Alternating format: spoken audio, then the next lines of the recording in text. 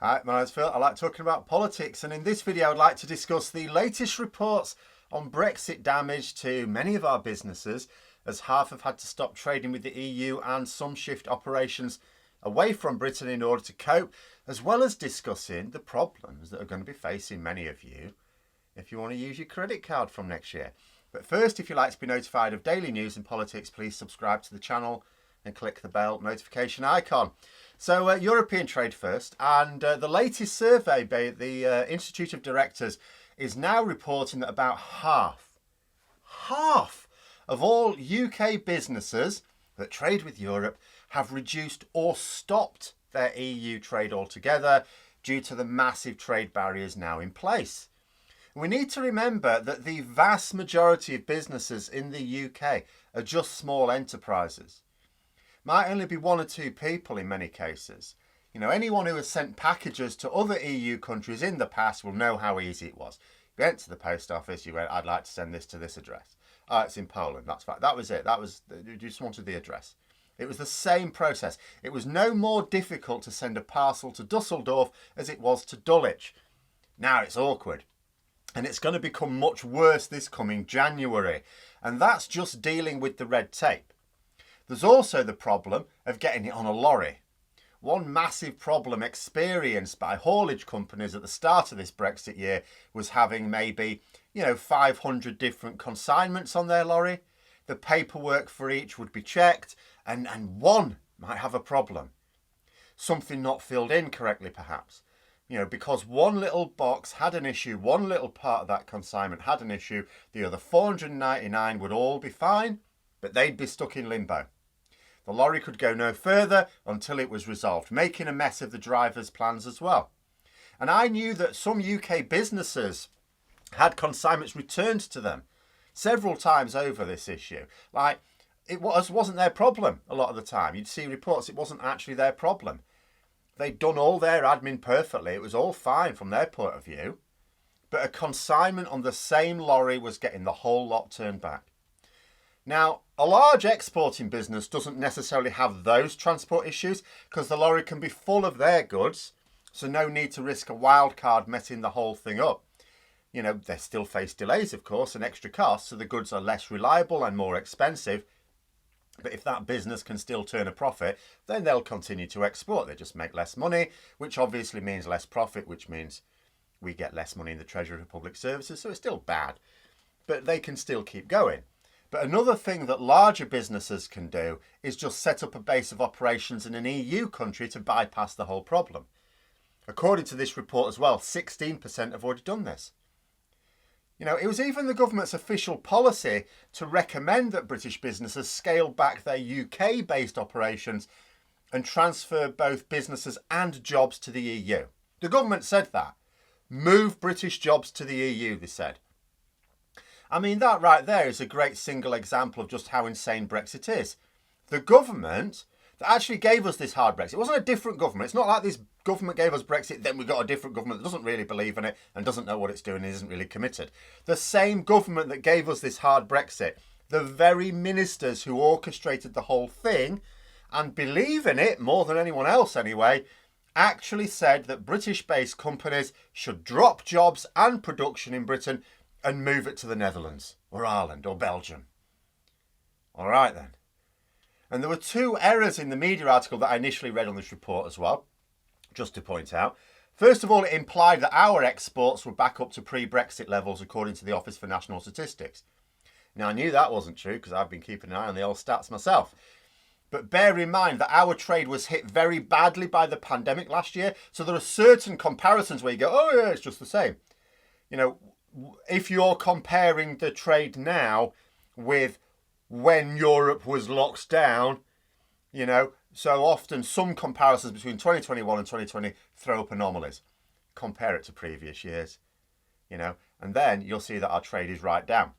In fact, the Office for National Statistics has a table comparing balance of trade between this September and last September, where it is down 0.9% actually, not back to pre-Brexit levels at all. But if you compare it with 2018, it's down by 4.4%. In fact, if you compare the third quarter of 2021 and that same quarter of 2018, it's down 7%, with exports specifically down by 10%. You know, the idea that exports have recovered and that Brexit is no longer hitting them hard is a complete nonsense. Absolute complete nonsense. The second error is that it said that our post-Brexit trade deal meant that there are no tariffs on goods going either way. This is also not true. There are no tariffs if the goods meet the requirements of rules of origin.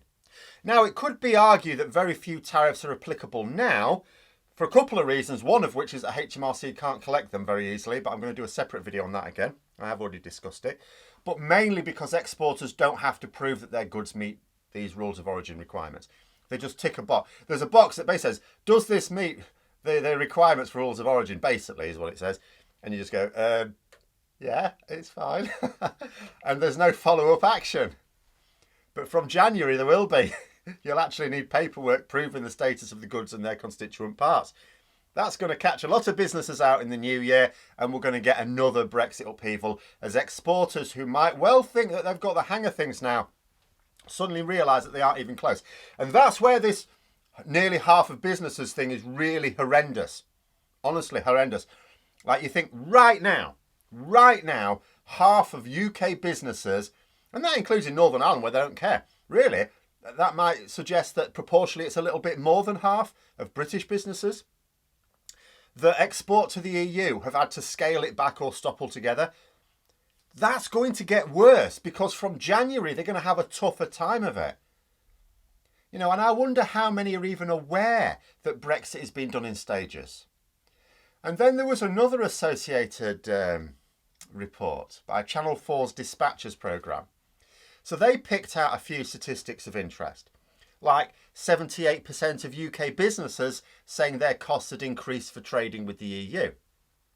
But one statement that attracted no small measure of incredulity from people who understand these things was saying that 10% had managed to move up to a quarter of their typical EU trade to other countries, and that this was positive news. How? Positive news for whom? Let's consider what they're saying. UK businesses have scaled back their EU trade. And what it's saying is 10% of them have been able to move some of it to countries outside the EU. That means they're making less profit than they were before Brexit still. If that rest of the world trade was lucrative, they'd have done it with or without Brexit. Brexit didn't make that easier. It's not made it easier to trade with these other countries. It's comparative. Brexit has made trade with our closest neighbours so difficult that it is comparatively easier to trade some goods elsewhere. That is another nonsense of Brexit. Not just that we've naturally had trade barriers put up, that we have created, not just had imposed on us, created trade barriers that are worse than for some other countries around the world. You know, it costs more money to trade goods elsewhere due to transport, paperwork and taxes alone, you know, than it did to EU countries before Brexit. All they're saying is that these businesses are losing less money by exporting some of their goods outside the EU compared to trying to get it into the EU. That's how bad our EU trade deal is. It's sometimes harder to export goods to France than it is to Mongolia.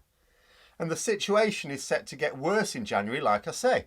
And not just for exporters, but for British consumers as well. For reasons that were initially difficult to discern, Amazon are going to stop people in the UK using Visa credit cards on their site next January. Not the start of next January, it's like 18th or something, part way through. First, I couldn't be certain what's going on here. Visa were claiming not to know the reason why. You don't know what's going on. But Amazon cited the cost of processing UK-based Visa credit cards. Debit cards will still be fine. Also, Visa credit cards from outside the UK will also be fine. So it's just ones issued in the UK. What's this? Oh, yeah. Will this be related at all to the EU cap on credit card fees? In the EU, there's a cap. Credit card companies couldn't charge above a certain amount for processing the credit card payments, you see. Outside of the EU, those caps no longer apply in the UK. So although Visa are denying that they know what this is about, given that Amazon have cited fees, I'm going to guess that Visa were the first to take advantage of Brexit and put their fees up. Amazon have obviously decided that either the fees are too much or that they need to send a message to the industry not to take the piss as a warning to other credit card companies. But whatever is going on between Amazon and Visa here, it's something that wouldn't have happened without Brexit. In many ways, I suppose it's no different to mobile phone companies. Of course they won't bring back roaming charges after Brexit. The very idea. Oh look, they've brought back roaming charges. The latest example of how Brexit is hitting us. Some of the impacts are large and obvious, like the lack of workers that I need to discuss again this week as well. Some are small and on their own, a loss but not a big one. But when you add them all up, all of these costs on the British people, they mount up. Costs that would not have existed if we'd stayed in the EU, or at least the single market. But those are my thoughts. Let me know yours in the comments below. Hope you found the video interesting. If you did, don't forget to click the like button. If you'd like to support the channel further, please also click the Patreon link for details. And until next time, I'll see you later.